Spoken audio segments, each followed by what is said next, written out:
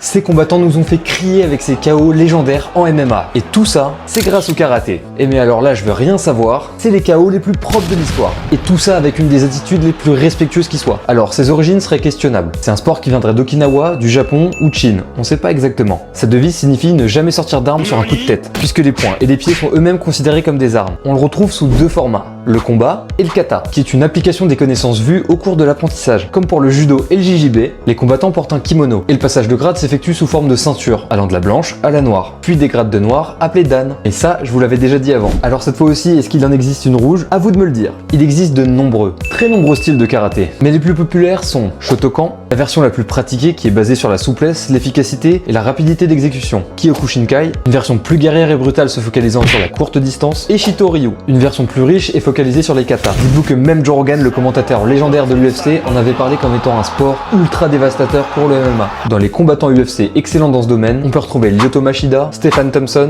Michael Venom Page ou le GOAT ultime Georges Saint-Pierre. Alors si t'as toujours voulu essayer le karaté ou que t'en fais déjà, pense à t'abonner et me dire quel sport est pour toi le meilleur en striking.